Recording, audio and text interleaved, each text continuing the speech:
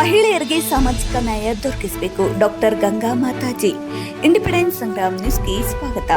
ಮಹಿಳೆಯರಿಗೆ ಸಾಮಾಜಿಕ ನ್ಯಾಯ ದೊರಕಿಸುವ ಸಲುವಾಗಿ ವಿಶ್ವಗುರು ಬಸವಣ್ಣನವರು ಅಂದು ಹೋರಾಟ ಮಾಡಿದ್ದಾರೆ.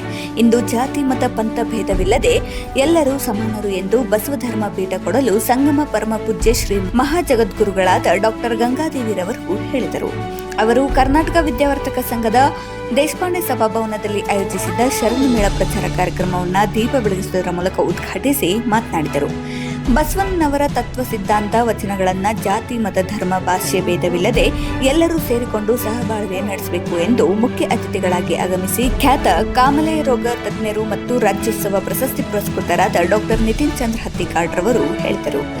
ಬಸವ ಧರ್ಮ ಪೀಠ ಕೂಡಲ ಸಂಗಮ ಬಸವರತ್ನ ಮಾತಾಜಿ, ಹೈದರಾಬಾದ್ ಬಸವ ಮಂಟಪ ಪರಮ ಪೂಜ್ಯ ಅನಿಮಿಷಾನಂದ ಸ್ವಾಮೀಜಿ, ಜಾಗತಿಕ ಲಿಂಗಾಯತ ಮಹಾಸಭಾದ ಯುವ ಘಟಕ ಅಧ್ಯಕ್ಷ ಸಿಜಿ ಪಾಟೀಲ್ ಸೇರಿದಂತೆ ಅನೇಕರು ಉಪಸ್ಥಿತರಿದ್ದರು. ಹೈಕೋರ್ಟ್ ವಕೀಲರಾದ ಕೆಎಸ್ ಕೋರಿಶೆಟ್ಟರ್ ಸ್ವಾಗತಿಸಿ ಪ್ರಾಸ್ತಾವಿಕವಾಗಿ ಮಾತನಾಡಿದರು. ಶಿವಾಜಿ ಮತ್ತು ವಿದ್ಯಾರಣ್ಯ ಕಾಲೇಜಿನ ಪ್ರೊಫೆಸರ್ ಸವಿತಾ ಕುಸ್ಕಲ್ ಕಾರ್ಯಕ್ರಮವನ್ನು ನಿರೂಪಿಸಿದರು. ವಿ ಅಶೋಕ್ ಬಿರಾದರ್ ವಂದಿಸಿದರು. ನೂರಾರು ಜನರು ಕಾರ್ಯಕ್ರಮದಲ್ಲಿ ಭಾಗವಹಿಸಿದ್ದರು.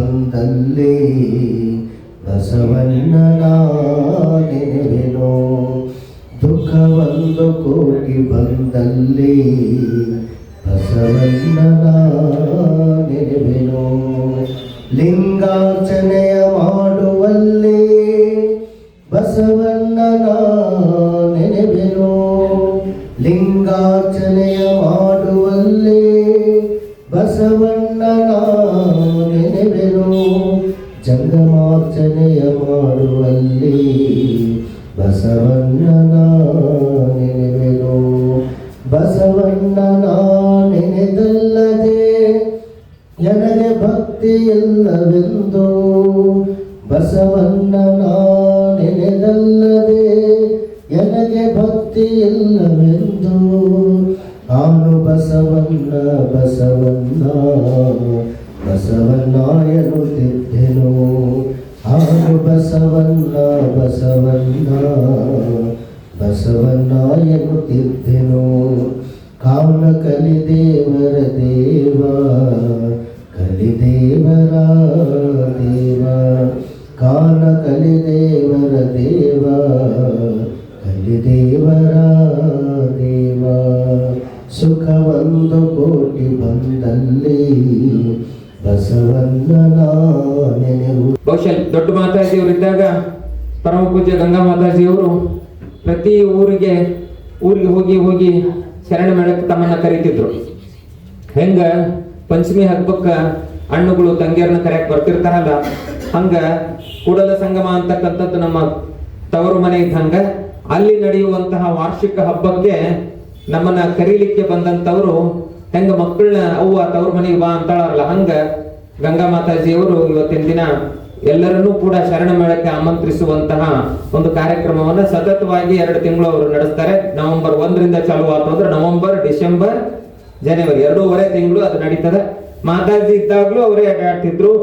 ಆಮೇಲೆ ಆದ್ರೂ ಆಡಳಿತದ ಜವಾಬ್ದಾರಿಗಳು ಸಾಕಷ್ಟು ಇದ್ದಾಗ್ಯೂ ಕೂಡ ಭಕ್ತರನ್ನ ಹೆಂಗ ಕರುವನ್ನ ಕಾಣ್ಲಿಕ್ಕೆ ದೊಡ್ಡ ಹಸು ಹೆಂಗ ಓಡಿ ಬರ್ತದಲ್ಲ, ಹಂಗ ನಾವೆಲ್ಲ ಕರುಗಳು ಅವರಿಗೆ. ಅವರು ನಮ್ಮನ್ನ ಕಂಡು ಆ ಜ್ಞಾನದ ಅಮೃತವನ್ನು ಉಣಬಡಿಸ್ಲಿಕ್ಕೆ ಆಗಮಿಸಿದ್ದಾರೆ.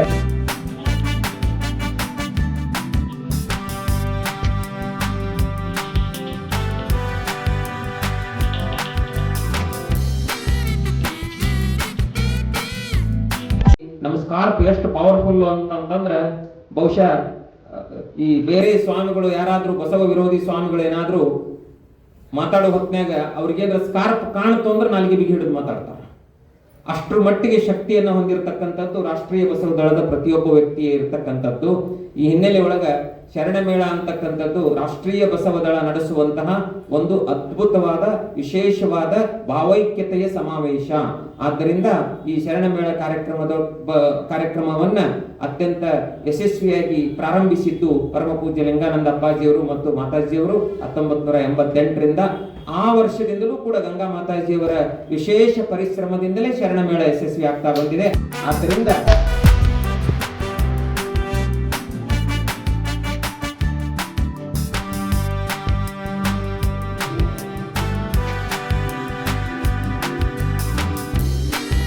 ಶರಣದಲ್ಲಿ ಬಹಳ ಸಕ್ರಿಯ ಪಾತ್ರವನ್ನು ಏನು ವಹಿಸ್ತಿದ್ದೆ. ಆವಾಗ ಪೂಜ್ಯ ಲಿಂಗಾನಂದ ಸ್ವಾಮೀಜಿಯವ್ರ ಜೊತೆಗೆ ರಾಜ್ಯದ ಅನೇಕ ಕಡೆಗೆ ನಾವು ಪ್ರವಾಸ ಮಾಡ್ತಾ ಇರ್ತಿದ್ವಿ. ಚಿತ್ರದುರ್ಗಕ್ಕೆ ಹೋಗಿರ್ತೀವಿ, ಬೆಂಗಳೂರಿಗೆ ಹೋಗಿರ್ತಿದ್ವಿ. ಹತ್ತಿಗಳ ಇಂಥಲ್ಲಿ ಹೋಗೋದಕ್ಕೆ ಬಾಯಿ ಅಂದ್ರೆ ಅವತ್ತು ರೆಡಿ.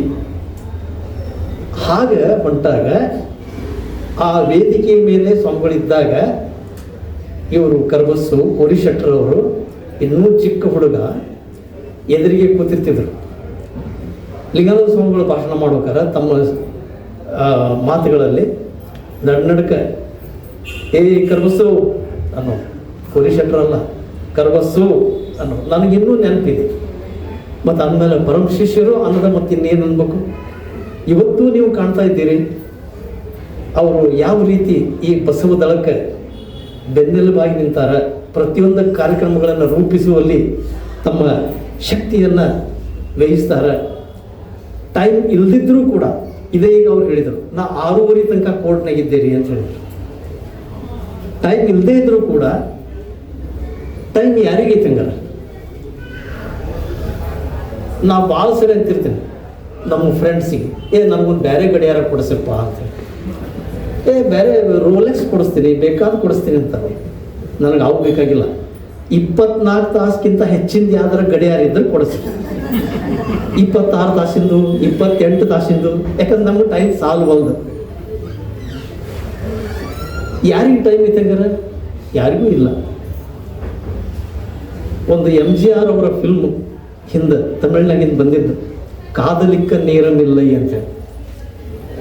ಕಾದಲಿಕ್ಕ ನೇರಂ ಇಲ್ಲೈ, ಕಾದಲ್ ಅಂದ್ರೆ ಪ್ರೀತಿ, ನೇರಂ ಸಮಯ ಟೈಮ್, ಇಲ್ಲ ಅದಕ್ಕೂ ಟೈಮ್ ಇಲ್ಲ, ನಮ್ಗೆ ಎದಕ್ಕೆ ಟೈಮ್ ಐತಿ ಅಂಥೇಳಿ. ಅಂತಹ ಟೈಮ್ ಇಲ್ದಂಥ ಸಂದರ್ಭದಲ್ಲಿಯೂ ಕೂಡ ಅವರು ಕಾರ್ಯಕ್ರಮಗಳನ್ನು ರೂಪಿಸುವಲ್ಲಿ ಬಹಳ ಆಸಕ್ತಿ ವಹಿಸ್ತಾರೆ ಅನ್ನುವಂಥದ್ದು ಬಹಳ ಒಳ್ಳೆಯ ವಿಚಾರ.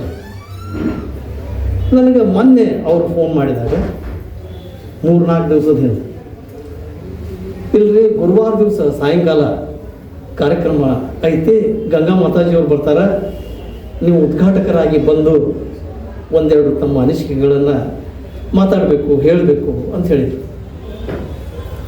ನನಗೆ ಭಾಳ ಚಿಂತೆ ಆಯ್ತು. ನಮ್ಮ ತಮ್ಮನ ಜೋಡಿ ವಿಚಾರ ಮಾಡಿದೆ. ದವಾಖಾನೆ ಒಳಗೆ ಇರ್ತಾನೆ ನಮ್ಮ ತಮ್ಮ ವಿವೇಕಾನಂದ. ಹೆಂಗಪ್ಪ ಹೋಗೋದು, ಇಷ್ಟೊಂದು ರಶ್ ಐತಲ್ಲ ಈಗಬೇಕು ಅಂಥೇಳಿ ಚಿಂತೆ ಆಯ್ತು. ಆದ್ರೆ ಆ ಚಿಂತೆ ಅನ್ನೋದು ಇಲ್ದವ್ರು ಯಾರು ಅದಾರ ನೋಡ್ರಿ. ಯಾರಿಗಾರ ಚಿಂತೆ ಇಲ್ದವ್ರು ಇದ್ರೆ ಬೇಕಾದ್ರೆ ಕೈ ಎತ್ತವ್ರಿ. ಇಲ್ಲ, ಕೆಲವ್ರಿಗೆ ಹೆಚ್ಚಿರ್ಬೋದು, ಕೆಲವ್ರಿಗೆ ಕಡಿಮೆ ಇರ್ಬೋದು. ಆದ್ರೆ ಚಿಂತೆನಕ್ಕೂ ಐತಲ್ಲ. ನನಗೂ ಚಿಂತೆ ಆಯ್ತು. ಹಂಗಾರೆ ನಾಡ್ದ ಗುರುವಾರ ದಿವಸ ಈಗ ನಾ ಹೆಂಗೆ ಪೇಷಂಟ್ ಅಷ್ಟರೊಳಗೆ ಮುಗಿಸ್ಲಿ ನೋಡಿ ಹೆಂಗೆ ಕಾರ್ಯಕ್ರಮಕ್ಕೆ ಹೋಗೋದು ಅಂಥೇಳಿ ಸ್ವಲ್ಪ ಚಿಂತೆ ಆಯ್ತು. ಚಿಂತೆ ಅನ್ನೋದು ಎಲ್ಲರಿಗೂ ಐತೆ ಅಂತಲೂ ಗೊತ್ತಾಯ್ತು, ನಿಮ್ಗೆ ಗೊತ್ತೈತಿ. ಹಂಗಾರೆ ಬಸವಣ್ಣವ್ರಿಗೂ ಚಿಂತೆ ಇತ್ತು. ಹಂಗಾರೆ ನಾವು ಸಾಮಾನ್ಯ ಮನುಷ್ಯರು ಅಂತ ಇಟ್ಕೊಂಡ್ರು ನಮಗೆ ಚಿಂತಿದ್ರೆ ಮತ್ತು ಹಂಗಾರೆ ಯಾರಿಗಾರ ಬಿಟ್ಟಿಲ್ಲ ಅನ್ನೋದು ಚಿಂತೆ. ಬಸವಣ್ಣವ್ರಿಗೂ ಇತ್ತೇನ್ರಿ ಚಿಂತೆ? ಇತ್ತು. ಅವರ ವಚನದಲ್ಲಿ ಹೇಳ್ಯಾರಲ್ಲ, ಆ ವಚನ ನೀವೆಲ್ಲರೂ ಕೇಳಿದಿರಿ. ನನಗೆ ಇದು ನೆನಪು ಬರ್ತಾ ಇದೆ. ಚಕೋರಂಗಿ ಚಂದ್ರಮನ ಬೆಳಗಿನ ಚಿಂತೆ. ಚಕೋರಂಗಿ ಚಂದ್ರಮನ ಬೆಳಗಿನ ಚಿಂತೆ, ಚಕೋರಂಗಿ ಚಂದ್ರಮನ ಬೆಳಗಿನ ಚಿಂತೆ, ಅಂಬುಜಕ್ಕೆ ಭಾನುವಿನ ಉದಯದ ಚಿಂತೆ, ಚಕೋರಂಗೆ ಚಂದ್ರಮನ ಬೆಳಗಿನ ಚಿಂತೆ,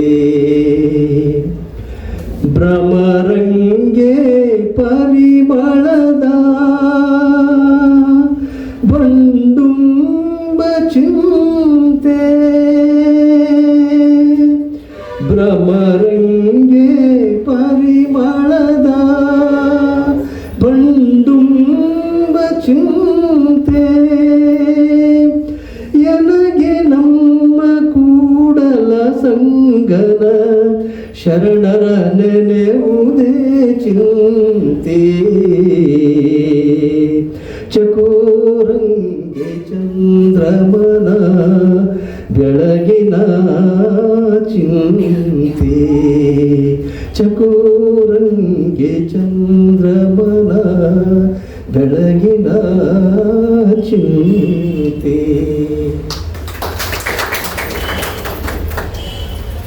ನನಗೆ ಭಾಳ ಹಳೆಯ ನೆನಪು ಬರ್ತೈತಿ. ಮಾತಾಜಿಯವರು ಲಿಂಗಾನಂದ ಸ್ವಾಮಿಗಳು ಕೂತ್ಕೊಂಡಿರ್ಬೇಕಾದ್ರೆ ಇಲ್ಲಿ ಧಾರವಾಡ ಅಕ್ಕಮದಿಗೆ ಆಶ್ರಮಕ್ಕೆ ಬಂದಾಗ ನಾನು ಅನೇಕ ಸಲ ಹೋಗ್ತಿದ್ದೆ. ಒಂದು ಹಾಡು ಹಾಡಂತ ಗಂಟು ಗೊತ್ತಿದೆ ನನಗೆ. ಅವರು ಎಲ್ಲಿ ನಾ ಹಾಡಿದ್ದು ಕೇಳಿದ್ರು ನನಗೆ ಗೊತ್ತಿಲ್ಲ. ನನಗೆ ಚಿಕ್ಕಂದಿನಲ್ಲೂ ಹಾಡೋ ಒಂದು ಹವ್ಯಾಸ ಗಂಟು ಬೀಳ್ತಿದ್ರು. ಅದಕ್ಕೆ ನನಗೆ ಇವತ್ತು ಕೂಡ ಇಲ್ಲಿ ಹಾಡುವಂಗೆ ಅನ್ನಿಸ್ತು. ಇವತ್ತು ಈ ಶರಣ ಮೇಳದ ಪ್ರಾಮುಖ್ಯತೆಯನ್ನು ಇದೀಗ ಸ್ಥೂಲವಾಗಿ ಕರಬಸು ಕೋರಿಶೆಟ್ಟರು ಅವರು ನಿಮ್ಗೆ ಹೇಳಿದರು. ಇವತ್ತು ನೀವು ಇಲ್ಲಿ ಹೆಚ್ಚು ಮಾತಾಡೋದಲ್ಲ, ಗಂಗಾ ಮಾತಾಜಿಯವರ ಕಡೆಯಿಂದ ನಾವು ಅಂತಹ ಮಾತುಗಳನ್ನು ಇವತ್ತು ಕೇಳಬೇಕಾಗಿದೆ. ಅವರು ನಮಗೆ ದಾರಿದೀಪವಾಗಿದ್ದಾರೆ.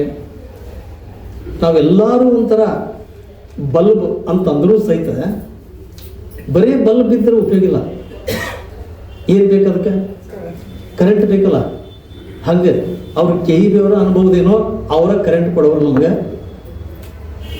ಅಂತಹ ಜ್ಞಾನ ಅನ್ನುವಂತಹ ಕರೆಂಟನ್ನು ಕೊಡುವಂತಹ ಗಂಗಾ ಮಾತಾಜಿಯವರ ಮಾತುಗಳನ್ನು ನಾವಿಂದು ಕೇಳಬೇಕಾಗಿದೆ.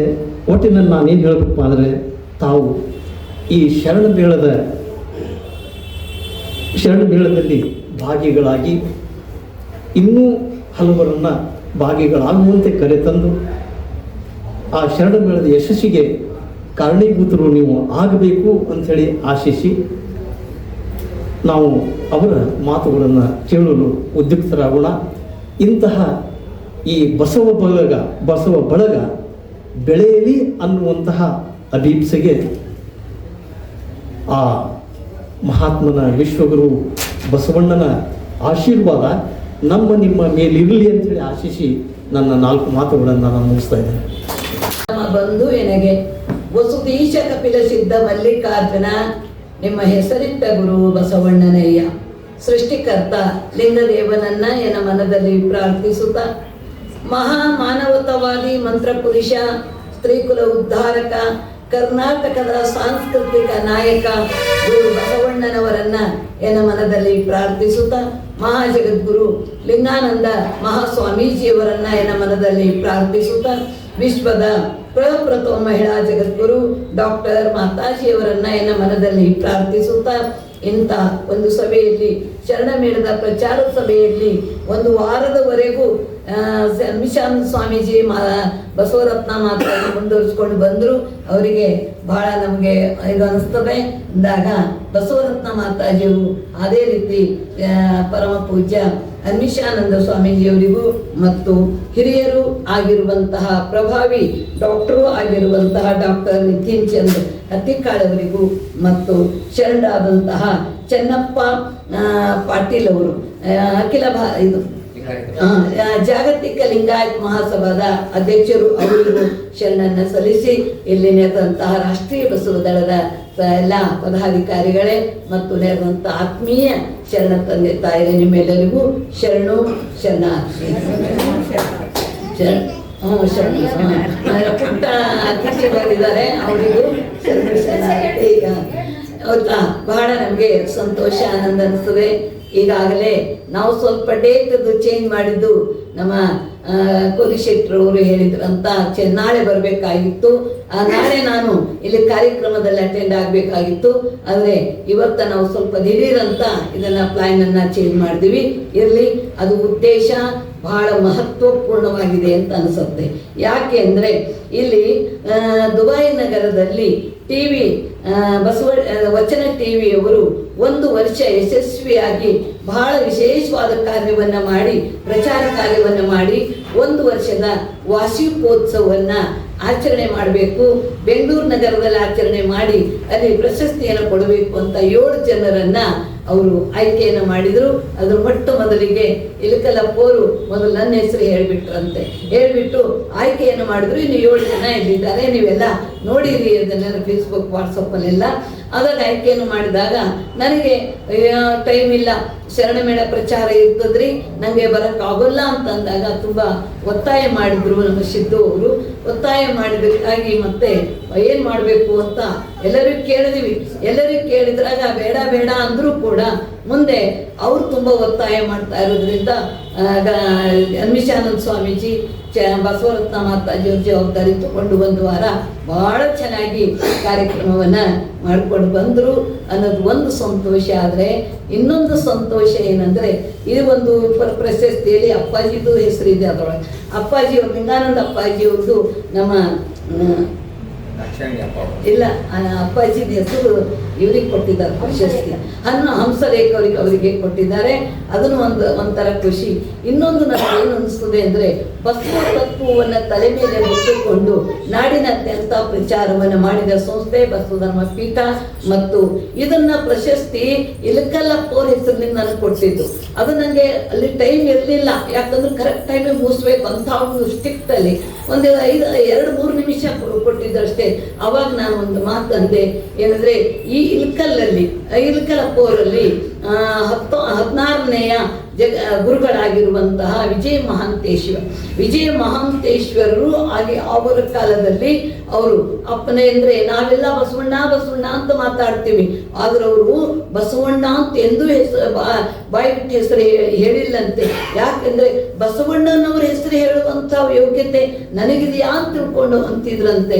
ಅವರು ಪುಸ್ತಕದಲ್ಲಿ ಓದಿದಾಗ ಗೊತ್ತಾಯ್ತು. ಆ ನಂತರ ಹೊರಗೆ ಹೋಗ್ಬೇಕಾದ್ರೆ, ಪ್ರಚಾರಕ್ಕೆ ಎಲ್ಲರೂ ಹೋಗ್ಬೇಕು, ಹೊರಗೆ ಹೋಗ್ಬೇಕಾದಾಗ ಬೆನ್ನಿಗೆ ವಚನ ಸಾಹಿತ್ಯವನ್ನು ಕಟ್ಟಿಕೊಂಡು ಅವರು ಏನಾದ್ರು ಬಸವಣ್ಣರ ವಚನ ಅಪ್ಪರ ವಚನ ಅಂತ ಅದು ಸಾಹಿತ್ಯ ಕಟ್ಕೊಂಡು ಬೆನ್ನಿಗೆ ಕಟ್ಕೊಂಡು ಓಡಾಡ್ತಿದ್ರಂತೆ. ಅವಾಗ ಅದನ್ನು ಓದಿದಾಗ ನನಗೆ ಬಹಳ ಆಶ್ಚರ್ಯ ಇತ್ತು. ಇನ್ನೊಬ್ಬರ ಬಾಯಲ್ಲಿ ನಾನು ಕೇಳಿದಾಗ ನನಗೆ ಯಾಕೆ ನನ್ನನ್ನು ಆರಿಸಿದ್ರು ಅವರು ಈ ಒಂದು ಪ್ರಶಸ್ತಿಗೆ ಅಂತ ತಿಳ್ಕೊಂಡು ನಾನು ಯೋಚನೆ ಮಾಡಿದಾಗ ಒಂದು ದಿವಸ ಅನ್ನಿಸ್ತು, ಹೌದು, ಅಪ್ಪನವರ ವಚನವನ್ನ ಬೆನ್ನಿಗೆ ಕಟ್ಟಿಕೊಂಡು ಅವರೇನು ಹೊರಗೆ ಪ್ರಚಾರಕ್ಕೆ ಹೋಗುವಾಗ, ಪೂಜೆಗೆ ಹೋಗುವಾಗ ಏನು ಹೋಗ್ತಾ ಇದ್ರು, ಅದೇ ವಚನ ಸಾಹಿತ್ಯವನ್ನ ತಲೆ ಮೇಲೆ ಹೊತ್ತುಕೊಂಡು 40 ವರ್ಷದವರೆಗೂ ಬಿಟ್ಟು ಬಿಡದೆ ಪ್ರಚಾರವನ್ನು ಮಾಡಿದಂತಹ ಮಾತಾಜಿಗೆ ಈ ಒಂದು ಪ್ರಶಸ್ತಿ ಕೊಡಬೇಕು ಅಂತ ಹೇಳಿ ಅದನ್ನ ಆದ್ರೇನು ಅಂತ ನನಗನ್ನಿಸ್ತು. ಅವತ್ತು ಈ ಮಾತು ಹೇಳಿದಾಗ ಎಲ್ಲರಿಗೂ ಬಹಳ ಅಲ್ಲಿ ಖುಷಿ ಆಯಿತು. ಒಂದಿನ ಬಿಡದೆ ಊರಿಂದೂರಿಗೆ ಪ್ರಚಾರವನ್ನ ಮಾಡಿದಕ್ಕಾಗಿ ಇದನ್ನು ಕೊಟ್ರೇನು. ಮತ್ತೆ ಇದು ಯಾಕೆ ಡೇಟ್ ಚೇಂಜ್ ಆಯ್ತು ಅಂದ್ರೆ, ಬಸವ ತತ್ವ ಪ್ರಚಾರ ಅಧಿಕೃತವಾಗಿ ಪ್ರಾರಂಭ ಆಗಿದ್ದು ಎಲ್ಲಿ? ಇದು ನಮ್ಮ ಧಾರವಾಡ ನಗರದಿಂದ ಅಕ್ಕ ಮಹಾದೇವಿ ಅನುಭವ ಪೀಠದಿಂದಲೇ ಅದು ಪ್ರಚಾರ ಆಗ್ಬಿಡುತ್ತಲ್ಲ. ಮೊಟ್ಟ ಮೊದಲಿಗೆ ಕಟ್ಟಿದ ಸಂಸ್ಥೆ ಲಿಂಗಾನಂದ ಅಪ್ಪಾಜಿಯವರು ಅಕ್ಕ ಮಹಾದೇವಿ ಆಶ್ರಮ. ನಮ್ಮ ಹೆಣ್ಣು ಮಕ್ಕಳಿಗಾಗಿ ಒಂದು ಪೀಠವನ್ನು ನಿರ್ಮಾಣ ಮಾಡಿ ಇಲ್ಲಿ ಕಟ್ಟಿದ್ರು. ಅಂದ್ರೆ ನಾನು ನಾಳೆ ಏನಾದ್ರೂ ಬರ್ತಿದ್ದೆ ಅಂತಂದ್ರೆ ಅದೇನಾಗ್ತಿತ್ತು, ಬೇರೆ ಊರಿಗೆ ಹೋಗಿ ಇಲ್ಲಿಗೆ ಬರ್ಬೇಕಿತ್ತು. ಯಾಕೆ ಖಾಲಿ ನಾನಂತೂ ಇಲ್ಲ. ನಿನ್ನೆ ನಾನು ಬಂದಿದ್ದು ಎಷ್ಟೊತ್ತಿಗೆ ಅಂದ್ರೆ ಬೆಳಿಗ್ಗೆ 5 ಗಂಟೆಗೆ ಬಂದಿದ್ದೀವಿ ಬಸವ ಮಂಟಪಕ್ಕೆ, ಬೆಂಗಳೂರು ಬಸವ ಮಂಟಪಕ್ಕೆ. ಇಡೀ ರಾತ್ರಿ ನಿದ್ರೆ ಇಲ್ಲ. ಯಾಕಂದ್ರೆ ನಿಮಗೆ ಗೊತ್ತು, ಸ್ವಂತ ಗಾಡಿ ತಗೊಂಡು ಹೋದ್ರೆ ಬಹಳ ಚಂದ ಅನ್ಸುತ್ತೀರಿ ಡಾಕ್ಟ್ರೆ. ಈ ಫ್ಲೈಟ್ ಅದು ಸುಮ್ಮನೆ ಗೌರವ ಅಷ್ಟೇ, ಆದ್ರೆ ಇಷ್ಟು ಶ್ರಮ ಆಗತ್ತೆ. ಓಡ್ಬೇಕು ಜಿಂಕೆ ಓಡಿದಂಗೆ ಓಡ್ಬೇಕು. ನಾವು ಅಲ್ಲಿ ಯಾರು ಅಕ್ಕಪಕ್ಕ ಯಾರು ಕಾಡಂಗಿಲ್ಲ. ನಾವು ಹೋಗೋದು ಅಂದಾಗ ಇಡೀ ರಾತ್ರಿ ನಿದ್ರೆ ಇಲ್ಲ. ಬೆಳಗ್ಗೆ 5 ಗಂಟೆಗೆ ಬಂದೆ.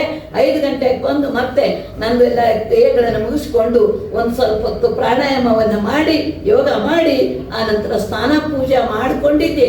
ಅವಸರ ಮಾಮೂಲಿ ಎಲ್ಲ ದೀಕ್ಷೆ ಅದು ಇತ್ತು, ಅವ್ರಿಗೆ ದೀಕ್ಷೆ ಎಲ್ಲ ಕೊಟ್ಟು ಆಮೇಲೆ ಪ್ರಸಾದ ಮಾಡಿಕೊಂಡು ನಾವೇನಂದ್ರೆ ಬಂದ್ವಿ. ಬರಬೇಕಾದ್ರೆ ಇವತ್ತೇ ಹೊರಡಬೇಕಾದ್ರೆ ಮತ್ತೆ ಲೇಟ್ ಆಗತ್ತೆ, ಕಾರ್ಯಕ್ರಮ ಗಟ್ಟಲೆ ಆಗೋದು ಕಷ್ಟ ಆಗ್ತದೆ ಅಂತೇಳಿ ನಿನ್ನೆ ಅದನ್ನು ಮುಗಿಸ್ಕೊಂಡು ಬಂದು ದಾವಣಗೆರೆ ತನ ಬಂದ್ವಿ. ಬಂದು ಅಲ್ಲಿ ಪೂಜೆ ಎಲ್ಲ ಮುಗಿಸ್ಕೊಂಡು ಅವರು ನಮ್ಮ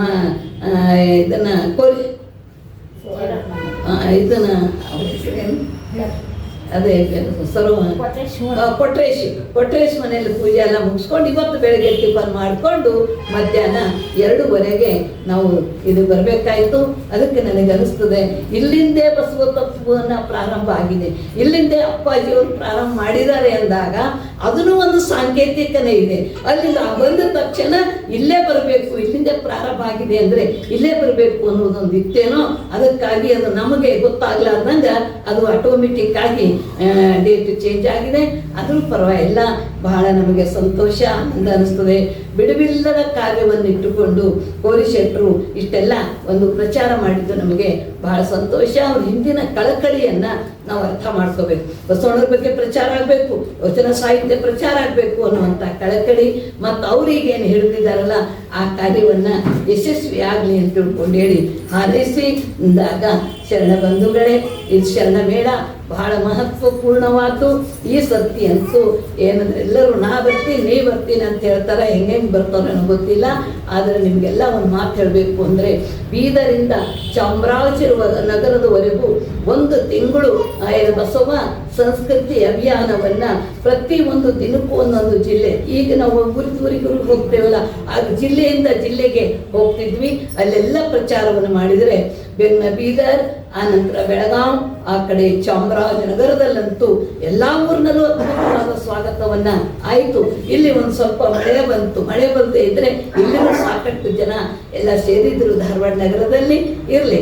ಅದಾಗ ಇಲ್ಲಿ ನಾವು ಮಾಡೋದು ದೊಡ್ಡ ಮಾತಲ್ಲ, ನಮಗೆಲ್ಲರಿಗೂ ಸಂಸ್ಕಾರ ಇದೆ. ಇಲ್ಲೇ ಬೀದರ್ನಲ್ಲೂ ಐತಿ, ಧಾರವಾಡದಲ್ಲೂ ಐತಿ, ಆಮೇಲೆ ಬೆಳಗಾವದಲ್ಲೂ ಬಸವಣ್ಣವ್ರ ಬಗ್ಗೆ ಸಾಕಷ್ಟು ಪ್ರಚಾರವನ್ನ ಆಗ್ತಾ ಇದೆ. ಆದರೆ ಚಾಮರಾಜನಗರದಲ್ಲಿ ಸ್ವಲ್ಪ ವ್ಯತ್ಯಾಸ ಇತ್ತು, ಹೆಂಗಾಗುತ್ತೋ ಅನ್ನೋಂತ ಎಲ್ಲರಿಗೂ ಆತಂಕ ಇತ್ತು. ಚಾಮರಾಜನಗರದಲ್ಲಿ ಎಲ್ಲವನ್ನ ಮೀರಿಸುವಂತಹ ಜನ, ಏನು ಕೇಳ್ತೀರಿ, ಹಳ್ಳಿಯಿಂದ ಎಷ್ಟು ಒಂದೊಂದು ಸ್ವಂತ ಗಾಡಿ ಮಾಡ್ಕೊಂಡು 300 ಬಸ್ ಬಂದಿದ್ದು ನೋಡಿ, ಒಂದೇ ಥರ ಬಸ್ಸುಗಳು 300, ಒಂದೊಂದು ಹಳ್ಳಿಯಿಂದ ಒಂದೊಂದು ಬಸ್ಸುಗಳನ್ನು ಕಟ್ಕೊಂಡು ಜನ ಎಲ್ಲ ಬಂದರು. ಅದನ್ನೆಲ್ಲ ಮೆರವಣಿಗೆ ಹೆಂಗಂದ್ರೆ ಎಲ್ಲಿ ಪ್ರಾರಂಭ ಆಯಿತು ಎಲ್ಲಿದು ಮುಕ್ತಾಯ ಆಗುತ್ತಂತೆ ಗೊತ್ತಾಗಲಿಲ್ಲ, ಅದು ಕಾಣಲೇ ಇಲ್ಲ ನಮಗೆ. ಮತ್ತೆಲ್ಲ ಹೋಗ್ತಾ ಇದ್ವಿ, ಅಷ್ಟು ಪ್ರಭಾವ ಆಯಿತು. ಅಂದಾಗ ಅವ್ರು ನಾವು ಬರ್ತೀವ್ರಿ ಮಾತಾಜಿ, ಅಲ್ಲಿ ಅವ್ರ ಮಠದಲ್ಲಿ ಹೋಗಿ ಪೂಜೆ ಪ್ರಸಾದ ಎಲ್ಲ ಮಾಡುವಾಗ ಶರಣ ಮೇಳಕ್ಕೆ ಬರ್ತೀವ್ರಿ ಮಾತಾಜಿ, ಯಾವುದು ಬಹಳ ಸಂತೋಷ. ಅಂಥವ್ರು ಹಾಗೆ ಬರೋದು ಚೆನ್ನಾಗಿರಲ್ಲ ಅಂತ ನಾನು ಮಹದೇಶ್ವರ ಸ್ವಾಮೀಜಿಗೆ ಹೇಳಿದಂಥ ಸಂದರ್ಭದಲ್ಲಿ ಆಗಲಿ ಮಾತಾಜಿ ನಾವು ಆಮಂತ್ರಣ ಕೊಡ್ತೀನಿ ಅಂತ ಹೇಳಿದ್ದಾರೆ. ತುಂಬ ಜನ ಸ್ವಾಮೀಜಿಯವರು ಬರ್ತಾ ಇದ್ದಾರೆ ಈ ವರ್ಷ ಶರಣ ಮೇಳಕ್ಕೆ.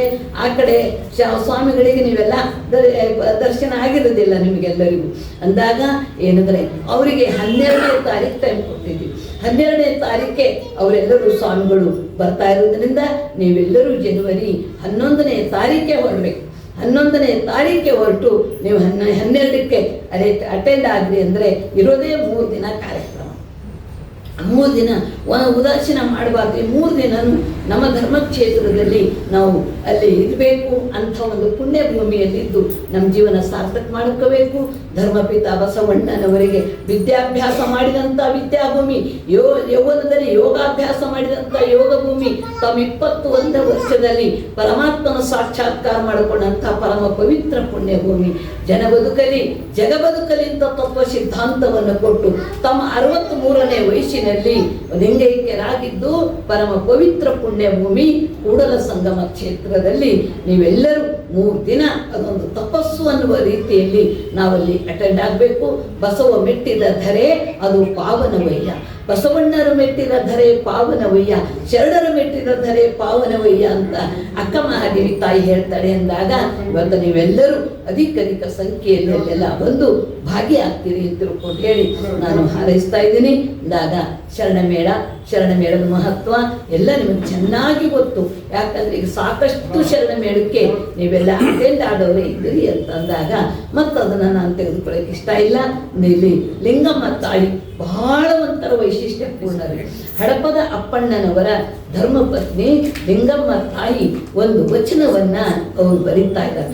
ಎಂಥ ಒಂದು ಏನಂತಂದ್ರೆ ಅಲ್ಲಿ ಅಭಿಮಾನ ಇಲ್ಲ, ಸ್ವಾಭಿಮಾನವನ್ನ ಇಲ್ಲದೇನೆ ತನ್ನ ಒಂದು ಏನಿದೆ ಅನ್ನೋದನ್ನ ಎಷ್ಟು ನಿರ್ಭಯವಾಗಿ ವಿಚಾರವನ್ನ ಪ್ರಸ್ತಾಪ ಮಾಡ್ತಾರೆ.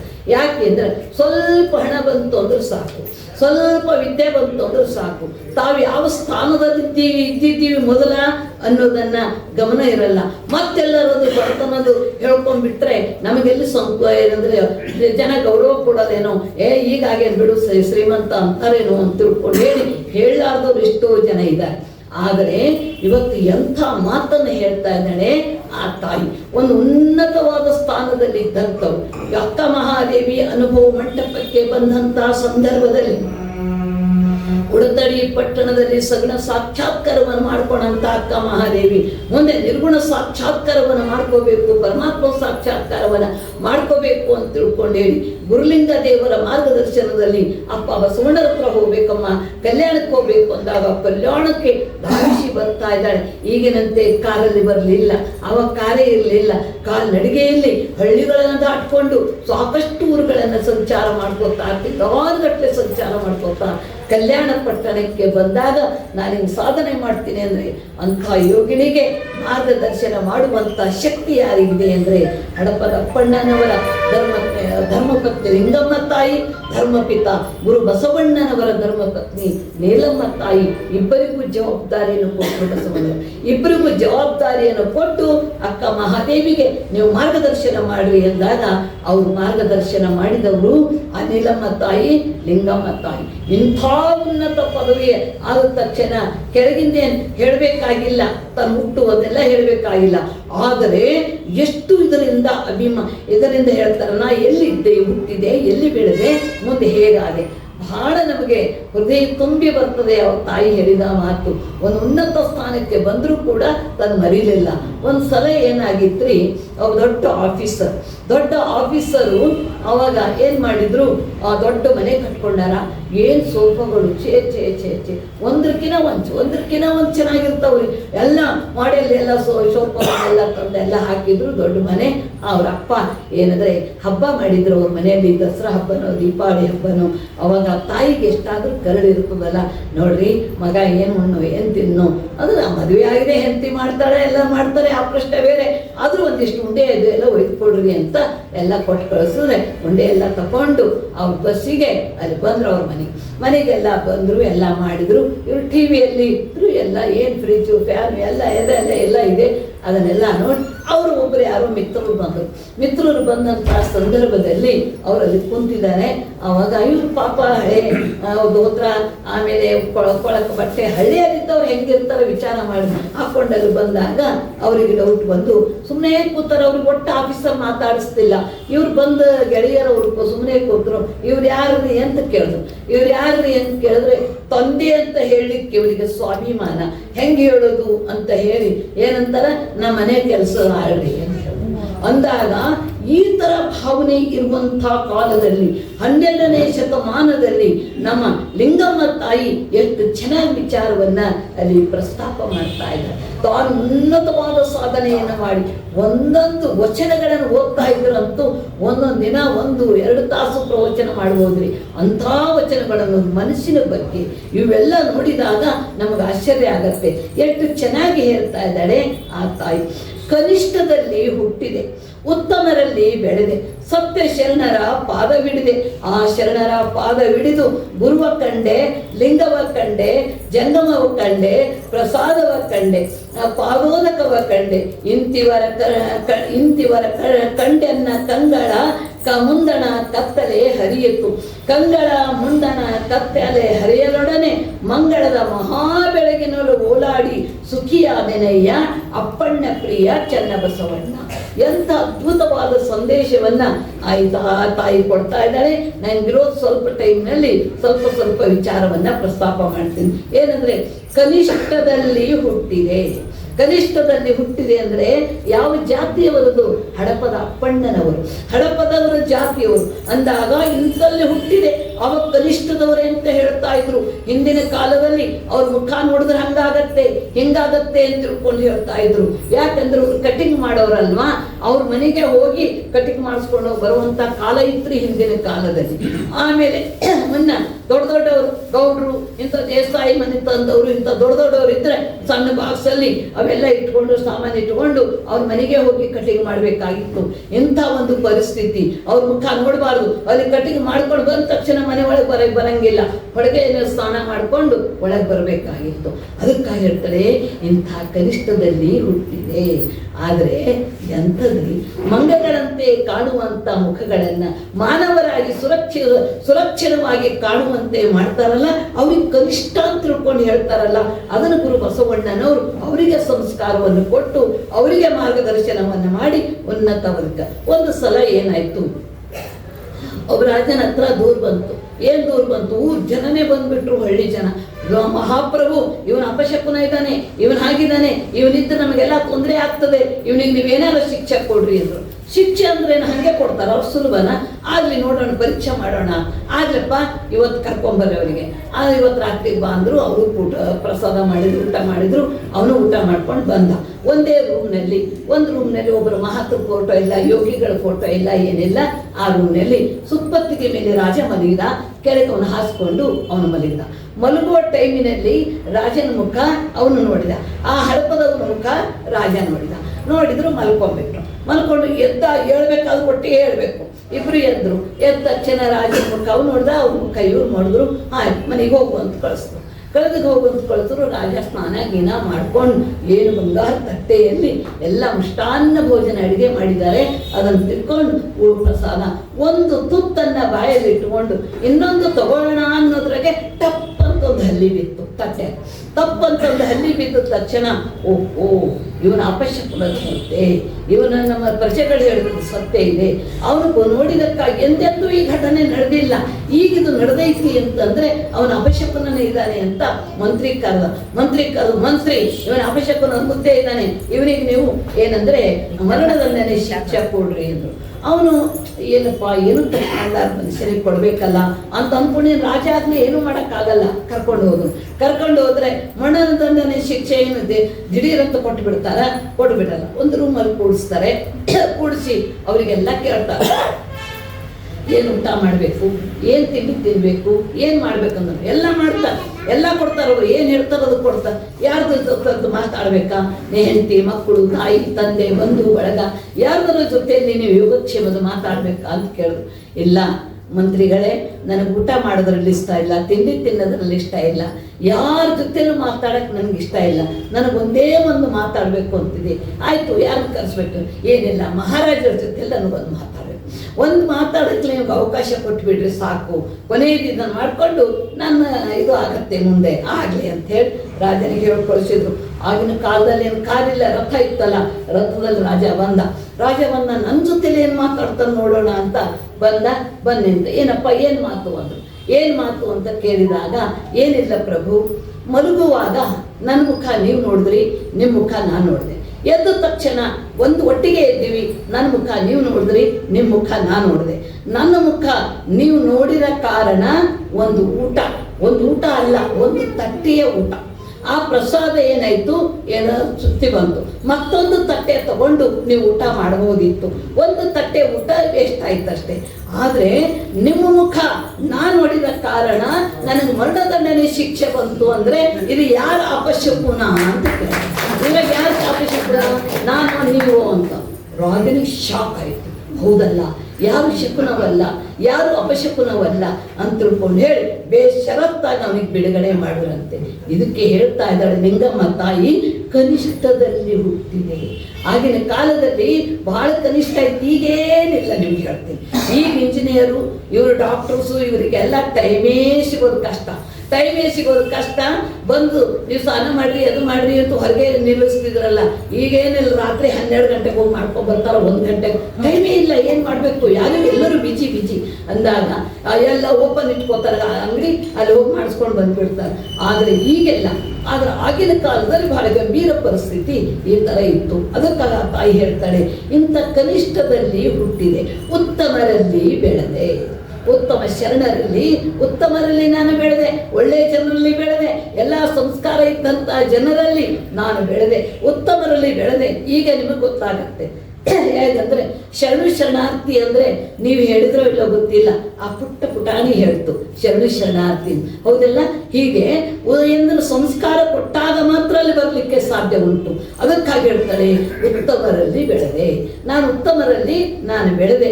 ಆಮೇಲೆ ಸತ್ಯ ಶರಣರ ಪಾದ ಬಿಡಿದೆ. ಉತ್ತಮರಲ್ಲಿ ಬೆಳೆದು ಸತ್ಯ ಶರಣರು, ಬರೀ ಶರಣರಲ್ಲ, ಶರಣರಂತ ಎಲ್ಲರಿಗೆ ಹೇಳ್ತಾ ಇರ್ತಾರೆ, ಶರಣರು ಇರ್ತಾರೋ ಗೊತ್ತಿಲ್ಲ. ಸತ್ಯ ಶರಣರ, ಸತ್ಯವಂತರು, ನಿಷ್ಠಾವಂತರು, ಇವರಿಗೆ ಅವರ ಪಾದವನ್ನು ಹಿಡಿದೆ. ಬರೀ ಶರಣರ ಪಾದ ಹಿಡಿದೆ ಅಂತ ಹೇಳ್ಬೋದಾಗಿತ್ತು, ಬರೀ ಶರಣರ ಪಾದವಂತ ಹಿಡಿದೆ ಅಂತ ಹೇಳಿ ಒಂದೊಂದು ವಚನದಲ್ಲಿ ನಿಮಗೆ ಹೇಳ್ತೀನಿ. ಆ ಜಾಗದಲ್ಲಿ ಸಾಮಾನ್ಯ ಪದ ಇದ್ರೂ ಕೂಡ ಪವರ್ಫುಲ್ ಆಗಿರುತ್ತೆ. ಯಾವ ಶಬ್ದ ಒಂದು 2 ಅಕ್ಷರದ ಶಬ್ದ ಇರ್ತದೆ, ಪವರ್ಫುಲ್ ಆಗಿ ಕೂತಿರುತ್ತೆ. ಹೇಗೆ ಅಂದ್ರೆ ಒಂದು ಬಸವನ ವಚನ ಬರ್ತದೆ ನೋಡಿ, ಅಂದಣ ಬರೆದ ಸೊಣಗ ಕಂಡಡೆ ಬಿಡಲು ತನ್ನ ಮುಂದಿನ ಸ್ವಭಾವನ. ತನ್ನ ಸ್ವಭಾವ ಅಂತ ಹೇಳಿಲ್ಲ, ತನ್ನ ಮುಂದಿನ ಸ್ವಭಾವನ. ಮುನ್ನಂತ ಯಾಕೆ ಹೇಳಿದ್ರು? ಇಲ್ಲಿ ಅಂದಣ ಪಲ್ಲಕ್ಕಿಯಲ್ಲಿ ಅದಕ್ಕೆ ಯಾರಿಗೋ ಮೆರವಣಿಗೆ ಮಾಡಿಸ್ಬೇಕು ಅಂತ ಇಷ್ಟ ಆಯಿತು, ಯಾರು ಸಿಗ್ಲಿಲ್ಲೇನೋ, ಅವ್ರ ಮನೆಗೆ ಒಂದು ಸುಂದರ ನಾಯಿ ಇತ್ತು, ಅದಕ್ಕೆ ಅಲಂಕಾರ ಮಾಡಿ ಅದಕ್ಕೆಲ್ಲ ಡ್ರೆಸ್ ಮಾಡಿಸಿ ಆಮೇಲೆ ಮಲ್ಲಿಗೆ ಮಾಲೆ ಹಾಕಿ ಪಲ್ಲಕ್ಕಿಯಲ್ಲಿ ಇಟ್ಕೊಂಡು ಹೋಗ್ತಾ ಇದ್ರು. ಪಲ್ಲಕ್ಕಿಯಲ್ಲಿ ಕೂಡಿಸ್ಕೊಂಡು ಹೋಗ್ತಾ ಇದ್ರು. ಏನು ಬ್ಯಾಂಡ್ ಬಾಜೆ ಅಲ್ಲ, ಅಯ್ಯೋ ನಾಯಿ ಮೆರವಣಿಗೆ ಇದೆ, ನಾಯಿ ಮೆರವಣಿಗೆ ಇದೆ, ನಾಯಿ ಮೆರವಣಿಗೆ ಇದೆ ಅಂದರೆ ಏನು 3 ಜನ ಬಂದೆಲ್ಲ ನೋಡ್ತಾ ಇದ್ರು. ಅಲ್ಲೇ ಅಕ್ಕಪಕ್ಕ ಅಲ್ಲೇ ಟಾಯ್ಲೆಟ್ ಎಂಥದ್ದು ವಾಶ್ರೂಮ್ ಎಂಥದ್ದಿಲ್ಲ, ಅಲ್ಲೇ ಪಕ್ಕ ಮನೆಯಲ್ಲಿ ಹಳ್ಳಿಯ ಹಂಗೇರಿ ಅವ್ರ ಮನೆ ಮುಂದೆ ಇವ್ರ ಮಕ್ಕಳಿಗೆ ಕೂಡಿಸ್ತಾರೆ, ಇವ್ರ ಮನೆ ಮುಂದೆ ಅವ್ರ ಮಕ್ಕಳಿಗೆ ಕೂಡಿಸ್ತಾರೆ. ಅಂದಾಗ ಅದನ್ನ ಎಸ್ಕೆ ನೋಡಿದ ತಕ್ಷಣ ಅಲ್ಲಿ ಟಣ್ಣ ಜಿಗಿತು, ತಿಂದು ಬಂದ ತಕ್ಷಣ ಕೂಡಿಸ್ಕೊತಾರೇನು ಕಾಲ್ಬಡಿದೆ. ಯಾವಾಗಿನ ಸ್ವಭಾವ? ಪಲ್ಲಕ್ಕಿಯಲ್ಲಿ ಕುಂತಾಗಿಂದಲ್ಲ, ಅದಕ್ಕಿಂತ ಪೂರ್ವದಲ್ಲಿ ಅಂತ ಅರ್ಥ. ತನ್ನ ಅನ್ನುವ ಶಬ್ದ ಅದು ಸಾಮಾನ್ಯ ಶಬ್ದ ಆಗಿದ್ರು ಕೂಡ ಅಲ್ಲಿ ಬಹಳ ಮಹತ್ವಪೂರ್ಣವಾಗಿ ತನ್ನ ಅನ್ನುವಂಥ ಶಬ್ದ ಬಳಸಿದ್ದಾರೆ. ಹಾಗೆ ಇಲ್ಲಿ ಲಿಂಗಮ್ಮ ತಾಯಿನೂ ಹೇಳ್ತಾ ಇದ್ದಾಳೆ, ಸತ್ಯ ಶರಣರ ಪಾದವಿಡಿದೆ. ಸತ್ಯವಂತರು, ನಿಷ್ಠವಂತರು ಇಂಥವ್ರನ್ನ ಪಾದ ಹಿಡಿದೆ ನಾನು. ಅವ್ರ ಪಾದವನ್ನು ಹಿಡಿದಂಥ ಸಂದರ್ಭದಲ್ಲಿ ಆ ಶರಣರ ಪಾದವಿಡಿದು, ಆ ಶರಣರ ಪಾದವನ್ನು ನಾನು ಹಿಡಿದು ಗುರುವ ಕಂಡೆ. ಬಸವಣ್ಣವ್ರು ಏನು ಮಾಡ್ತಿದ್ರು? ಅವರಿಗೆ ಬಂದ ತಕ್ಷಣ ದಿಢೀರಂತ ಲಿಂಗ ಕೊಟ್ಟು ಬಿಡೋದಲ್ಲ, ದಿಢೀರಂತ ಏನು ತತ್ವ ತಿಳಿಸ್ದೆ, ಅರ್ಥ ತಿಳಿಸ್ದೆ, ಅವ್ರಿಗೆ ಸಂಸ್ಕಾರ ಕೊಡದೆ ಕೊಟ್ಟು ಬಿಟ್ರೆ ಅಲ್ಲಿ ಏನು ಗೊತ್ತಾಗತ್ತೆ ವಿಚಾರ ಮಾಡಿ. ಅದು ಹೌದೋ ಇಲ್ಲೋ? ಹಾಗೆ ಇದು ಒಂದು ಸ್ಟೆಪ್ ಬೈ ಸ್ಟೆಪ್ ತಗೊಂಡು ಬರ್ತಾ ಇಲ್ಲ. ಸ್ಟೆಪ್ ಬೈ ಸ್ಟೆಪ್ ತಗೊಂಡು ಬಂದಾಗ ಸತ್ಯ ಶರಣರ ಪಾದ ಹಿಡಿದಾಗ ಏನು ಕಂಡೆ? ಗುರುವ ಕಂಡೆ. ನಾನು ಗುರುವನ್ನ ಕಂಡೆ, ಗುರುವಿನಿಂದ ದೀಕ್ಷೆಯನ್ನು ಪಡೆದುಕೊಂಡೆ, ಗುರುವಿನಿಂದ ದೀಕ್ಷೆಯನ್ನು ಪಡೆದುಕೊಂಡ ನಂತರ ಆಮೇಲೆ ದೀಕ್ಷೆ ಕೊಟ್ಟಾಗ ಗುರುಗಳೇನು ಮಾಡ್ತಾರೆ? ಲಿಂಗವ ಕಂಡೆ. ಯಾರಿಂದ? ಗುರುವಿನಿಂದ ನಂಗೆ ಲಿಂಗ ಬಂತು, ಲಿಂಗವ ಕಂಡೆ. ಲಿಂಗ ಪೂಜೆ ಮಾಡ್ತಾ ಮಾಡ್ತಾ ಮಾಡ್ತಾ ಮಾಡ್ತಾ ಮುಂದೆ ಏನು ಮಾಡಿದೆ? ಜಂಗಮ ಕಂಡೆ, ಜಂಗಮವ ಕಂಡೆ, ಶರಣರನ್ನ ಕಂಡೆ. ಹಿಂದಿನ ಕಾಲದಲ್ಲಿ ಬಹಳ ಸೂಕ್ಷ್ಮ ಹೆಂಗಿತ್ತು ಅಂದರೆ, ಹೆಣ್ಮಕ್ಳು ಮನೆ ಒಳಗೆ ಬರಂಗಿಲ್ಲ. ಯಾರಾದರೂ ಬಂದುಬಿಟ್ರೆ ಈಗೆಲ್ಲ ಬಂದು ಹಾಗೆ ಕೂಡ್ತಾರ್ರಿ, ಎಲ್ಲ ಲೈನಾಗ ಅವ್ರ ಜೊತೆಲೆ ಕುಂತು ಮಾತಾಡ್ಕೊತಾ ಹೋಗ್ತಾರೆ. ಮನೆಯಾಗ ಸೊಸರು, ಮಕ್ಕಳು, ಅತ್ತೆ ಎಲ್ಲರೂ ಒಟ್ಟಿಗೆ ಮಾತಾಡ್ತಾ ಇರ್ತಾರೆ. ಆಗಿನ ಕಾಲದಲ್ಲಿ ಸೊಸೆ ಹೊರಗೆ ಬರ್ತಿದ್ದಿಲ್ಲ. ಬಾಗಿಲು ಸಂಧೆ ಆಗಿಂದು, ಕಿಟಕಿ ಸಂಧೆ ಆಗಿಂದು ನೋಡ್ಬೇಕು ಯಾರು ಬಂದಾರು ಅಂತ. ಅವ್ರಿಗೆ ಗೊತ್ತಾಗಲಾರ್ದಂಗೆ ಈಕೆ ನೋಡ್ಬೇಕು ಕದ್ದು. ಇಲ್ಲದರೆ ಹೊರಗೆ ಬರಲಿಕ್ಕೆ ಅವ್ರಿಗೆ ಸಾಧ್ಯ ಇರಲಿಲ್ಲ. ಆದರೆ ಎಂಥ ಸಂಸ್ಕಾರ ಕೊಟ್ಟರು ಗುರು ಬಸವಣ್ಣನವರು. ಹೆಣ್ಣು ಮಕ್ಕಳು ಹೊರಗೆ ಬರಬಾರ್ದು, ಪೂಜಾ ಮಾಡಬಾರ್ದು, ದೀಕ್ಷೆ ತಗೊಳ್ಬಾರ್ದು ಅನ್ನುವ ಕಾಲದಲ್ಲಿ ಹೆಣ್ಣಲ್ಲ, ಹೆಣ್ಣು ರಕ್ಕಸಿ ಅಲ್ಲ, ಹೆಣ್ಣು ಸಾಕ್ಷಾತ್ ಕಪಿಲ ಶುದ್ಧ ಮಲ್ಲಿಕಾರ್ಜುನ ಅಂತ ಹೇಳಿದರು. ಎಂಥ ಮಾತನ್ನು ಹೇಳ್ತಾರೆ. ಇಲ್ಲದ್ರೆ ಅದಕ್ಕಿಂತ ಪೂರ್ವದಲ್ಲಿ ಏನಿತ್ತು?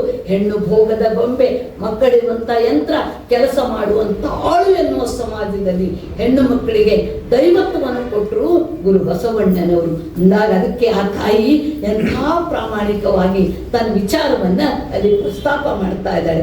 ಜಂಗಮರ ಕಂಡೆ. ಈ ಜಂಗಮರನ್ನು ಸರಿ ಸಮಾನವಾಗಿ ಕೂತ್ಕೊಂಡು ನಾವು ಚರ್ಚೆ ಮಾಡಲಿಕ್ಕೆ ಅವಕಾಶ, ಇವರೆಲ್ಲ ಶರಣರ ಒಂದು ದರ್ಶನ ನನಗೆ ಭಾಗ್ಯವಾಯಿತು.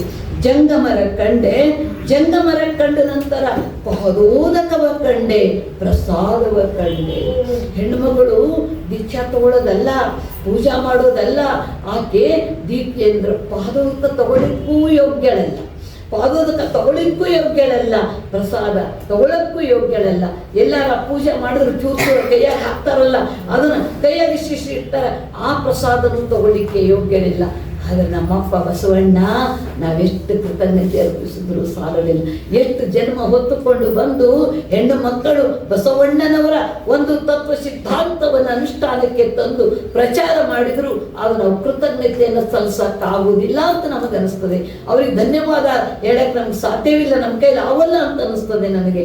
ಯಾಕೆಂದ್ರೆ ನಮಗೆ ದೀಕ್ಷಾ ತಗೊಳಕ್ ಅವಕಾಶ ಕೊಟ್ಟರು, ಪೂಜಾ ಮಾಡಕ್ ಅವಕಾಶ ಕೊಟ್ಟರು. ದೀಕ್ಷಾ ತಗೊಳ್ಳೋ ಭಕ್ತರಾಗೋದಲ್ಲ, ದೀಕ್ಷಾ ತಗೊಳ್ಳೋ ಗುರು ಆಗೋದಿಲ್ಲ, ದೀಕ್ಷಾ ತಗೊಂಡು ಜಗದ್ಗುರು ಆಗೋದಷ್ಟೇ ಅಲ್ಲ, ದೀಕ್ಷಾ ತಗೊಂಡು ಮಹಾ ಜಗದ್ಗುರುನು ಆಗಬಲ್ಲಳು ಅಂತ ನಮಗೆ ಮಾರ್ಗದರ್ಶನ ಮಾಡಿದವರು ಯಾರು ಅಂದ್ರೆ ಗುರು ಬಸವಣ್ಣನವರು ನಮಗೆ ಮಾಡಿದ್ದಾರೆ ಅಂದಾಗ ನಾವು ನಮ್ಮ ಜೀವನದಲ್ಲಿ ನಾವು ಉಸಿರಿರೋವರೆಗೂ ಎಷ್ಟು ದಿನ ಒಂದಿನ ಹೋಗೋದೇ ಇದೆ, ಎಲ್ಲರೂ ಒಂದಿನ ಬಂದಿದ್ದೀವಿ ಅಂದ್ರೆ ಒಂದಿನ ಹೋಗೇ ಹೋಗ್ತೀವಿ. ಉಸಿರಿರೋವರೆಗೂ ಆ ತತ್ವ ಸಿದ್ಧಾಂತವನ್ನ ನಾವು ಪ್ರಚಾರ ಮಾಡಬೇಕು. ಯಾಕೆಂದ್ರೆ ನನಗೆ ಬಳ್ಳಾರಿಯಲ್ಲಿ ನಾನು ಪ್ರಚಾರಕ್ಕಿದ್ದೆ, ಪ್ರಚಾರ ಮುಗಿಸ್ಕೊಂಡು ಹೋಗ್ಬೇಕಾಗಿತ್ತು. ಆವಾಗ ನಮ್ಮ ರವಿಶಂಕರ್ ಅವರ ಅಂದರೆ ಉಪಾಧ್ಯಕ್ಷರಿದ್ದಾರೆ ರಾಷ್ಟ್ರೀಯ ಬಸವದವರು, ರವಿಶಂಕರ್ ಬೇಡ ನೀವೇನಂದ್ರೆ ನನಗೆ ಹೇಳಕ್ಕೆ ಅವ್ರಿಗೆ ಧೈರ್ಯ ಇಲ್ಲ ಏನಾರ ಅಂತೀನಿ ಅಂತ ಯೋಗಿಗೆ ಹೇಳ್ತಾರೆ, ಯೋಗಿ ಹೋಗೋಕ್ಕಿಂತ ಪೂರ್ವದಲ್ಲಿ 2 ದಿನ ರೆಸ್ಟ್ ತಗೊಳ್ಳಿ, ಆಮೇಲೆ ಬಂದ ಮೇಲೆ 2 ದಿನ ರೆಸ್ಟ್ ತಗೊಂಡು ನೀವೇನಂದ್ರೆ ಮಾತಾಜಿಗೆ ಪ್ರವಚನಕ್ಕೆ ವ್ಯವಸ್ಥೆ ಮಾಡ್ರಿ ಅಂತಂದ್ರು. ಅಂದ ತಕ್ಷಣ ಅವ್ನು ಸುಮ್ಮನೆ ಅವ್ರು ಇದ್ರೆ ಮತ್ತೇನಾರ ಅಂತಾರ ಅಂತ 3 ಎಣ್ಣರೆ ಮಾಡೋಣ ಅಂತ ತಿಳ್ಕೊಂಡು ಹೇಳಿದ್ರು. ಆದ್ರೆ ಇವತ್ತ ನಮಗೆ ನಿಮ್ಗೆ ಆಶ್ಚರ್ಯ ಅನಿಸ್ತದೆ, ನೀನು ಮೊನ್ನೆ ಎಲ್ಲ ಓಡಾಡಿ ಆನಂತರ ಇಡೀ ರಾತ್ರಿ ಎಲ್ಲ ಪ್ರವಾಸ ಮಾಡಿಕೊಂಡು 5 ಗಂಟೆಗೆ ಬಂದಿವಿ. 5 ಗಂಟೆಗೆ ಬಂದು ಮತ್ತೆ ಕೈ ಕಾಲು ಮುಖ ಎಲ್ಲ ತೊಳ್ಕೊಂಡು ಆಮೇಲೆ ನನ್ನ ಕ್ರಿಯೆ ಎಲ್ಲ ಮುಗಿಸ್ಕೊಂಡು ನಾವು 1 ಗಂಟೆ ಪ್ರಾಣಾಯಾಮ ಮಾಡಿದೆ. ಪ್ರಾಣಾಯಾಮ ಯೋಗ ಮಾಡಿಬಿಟ್ಟು ಆ ನಂತರ ಪೂಜಾ ಪ್ರಸಾದ ಮುಗಿಸ್ಕೊಂಡು ಆಮೇಲೆ ಮಧ್ಯಾಹ್ನ ನಾವು ಹೊರಟೇ ಬಿಟ್ಟು ಆಮೇಲೆ ಫೋನ್ ಬಂತು, ಬೆಂಗಳೂರು ರಾಷ್ಟ್ರೀಯ ಬಸವಳ ಅಧ್ಯಕ್ಷರು ಯೋಗಿಗೆ ಫೋನ್ ಬಂದು, ನಾನು ದರ್ಶನಕ್ಕೆ ಬರ್ಬೇಕಂತ ಮಾಡೀನಿ, ಎಲ್ಲಿದ್ರಿ ಏನು ಅಂತ. ಇಲ್ಲ ಅಣ್ಣರೇ ನಾವು ಈಗಾಗಲೇ ತುಮಕೂರು ದಾಟಿದ್ದೀವಿ. ಎಲ್ಲಿಗೆ ಹೋಗ್ತಾ ಇದ್ವಿ? ಧಾರವಾಡಕ್ಕೆ ಹೋಗ್ತಾ ಇದ್ದೀವಿ ಅಂತ ಹೇಳಿದ್ರು. ಧಾರವಾಡಕ್ಕೆ ಹೋಗ್ತಾ ಇದ್ವಿ ಅಂತ ಹೇಳಿದಾಗ ಒಂದು ಏನಪ್ಪ ಊರಿಗೆ ಬಂದಿರಿ, ಆ ರಾಜ್ಯ ಆ ದೇಶದಿಂದ ಈ ದೇಶಕ್ಕೆ ಬಂದು ನೀವು ಒಂದು ಸ್ವಲ್ಪ ರೆಸ್ಟ್ ತಗೊಳ್ಳೋದು ಬೇಡ ಅಂತ ತಿಳ್ಕೊಂಡು ಆ ಕಳಕಳಿ ನಮಗಿರ್ಬೇಕು. ನಾವು ಕಳಕಳಿ ನಾವು ಮಾಡಬೇಕು, ಪ್ರಚಾರ ಮಾಡಬೇಕು, ನಾವು ಸಾಧ್ಯವಾದಷ್ಟು ಪ್ರಚಾರ ಮಾಡಬೇಕು ಅನ್ನುವಂಥ ಕಳಕಳಿ ನಮಗಿರಬೇಕು. ಇದು ಬಸವಣ್ಣನವರೇ ಪ್ಲಾನ್ ಮಾಡಿದ್ರೇನು, ಯಾಕಂದ್ರೆ ಇಲ್ಲಿಂದೇ ಪ್ರಾರಂಭ ಆಯ್ತಲ್ಲ ಮೂಲ ಮಠ. ಇದು ಮೂಲ ಮಠ ಇಲ್ಲಿಂದ ಪ್ರಾರಂಭ ಆಗಿದೆ ಅಂದಾಗ ಅದನ್ನು ಪ್ರಶಸ್ತಿ ಸಿಕ್ಕಿದ ತಕ್ಷಣ ಮೊಟ್ಟ ಮೊದಲನೇ ಭಾಷಣ ಧಾರವಾಡದಲ್ಲೇ ಆಗಬೇಕು ಅಂತ ಅದಕ್ಕಾಗಿ ನಾವು ಬಂದೆ. ಒಂದು ಸ್ವಲ್ಪರ ವ್ಯತ್ಯಾಸ, ಇಲ್ಲಿಂದರಿಗೆ ಹೋದಿವಿ ಎಲ್ಲರೂ ಹೆದರ್ಸೋರೆ ಹಂಗಿದೆ ಹಿಂಗಿದೆ ಅಂತ ಇಷ್ಟು ಸುಲಭವಾಗಿ ನಾವಲ್ಲಿ ಕಾರ್ಯಕ್ರಮವನ್ನು ಮುಗಿಸ್ಕೊಂಡು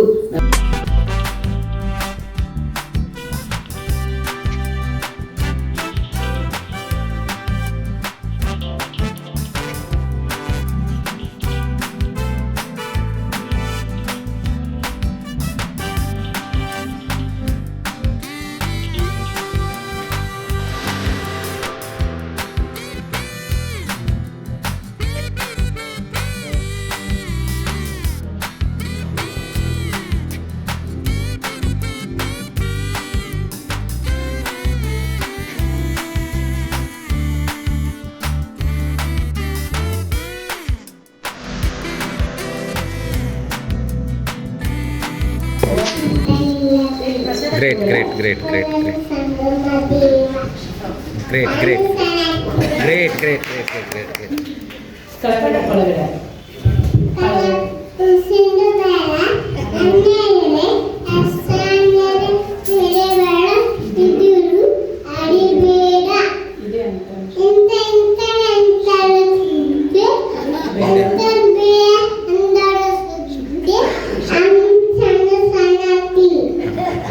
जय बसवराजा भक्त जन सुरभोजा जयतु महाकारुणिकलिङ्गदेवन घनतेजा जयतु करुणा सिन्धु भजक जन बन्धु रक्षिसो श्री गुरु बसवा रक्षिसो श्री गुरु बसवा रक्षिसो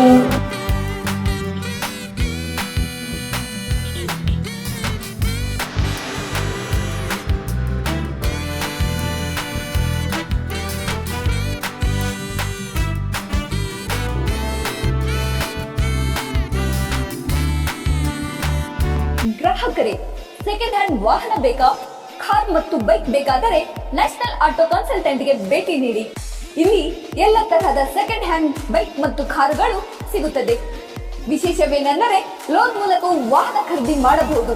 ನೀವು ಭೇಟಿ ನೀಡಬೇಕಾದ ಸ್ಥಳ old DSP circle, BSL office near KC park, Dharwad.